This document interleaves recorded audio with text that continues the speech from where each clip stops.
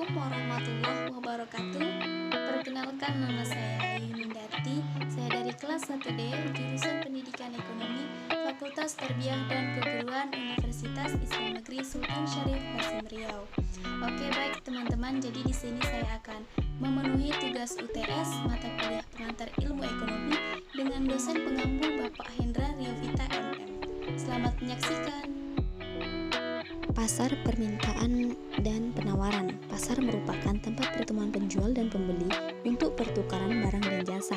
Sementara itu, dalam pemahaman modern, pasar merupakan media yang memfasilitasi permintaan dan penawaran atas barang dan jasa. Kemudian, fungsi pasar menetapkan nilai untuk mengukur harga barang atau jasa yang diproduksi, kemudian mendistribusikan produk, dan kemudian menyelenggarakan rasionalisme untuk terjadinya harga, karena rasionalnya tersebut membatasi konsumen. Kemudian mekanisme harga, artinya mekanisme ini proses tarik-menarik antara konsumen dan produsen, baik dari pasar output atau barang ataupun input atau faktor-faktor produksi. Hasil dari tarik-menarik tersebut adalah terjadinya harga untuk setiap barang atau jasa dan untuk setiap faktor produksi, sehingga bagi produsen menjadi petunjuk untuk mengalokasikan sumber-sumber ekonomi yang dimilikinya. Kemudian tujuan penetapan harga untuk mendapatkan laba maksimal memenuhi untuk tujuan jangka pendek dan jangka perusahaan.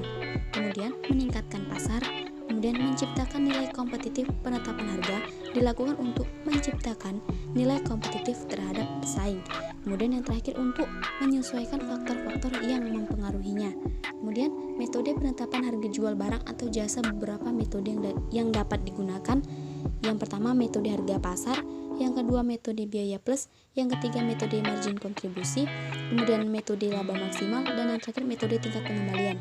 Permintaan artinya banyaknya persediaan barang atau jasa yang dapat ditawarkan oleh produsen kepada konsumen pada waktu tertentu, pada periode tertentu, di pasar tertentu dengan tingkat harga tertentu. Hukum penawaran mengungkapkan apabila harga barang atau jasa meningkat, kuantitas barang atau jasa ditawarkan akan meningkat. Jadi, begitu pula sebaliknya.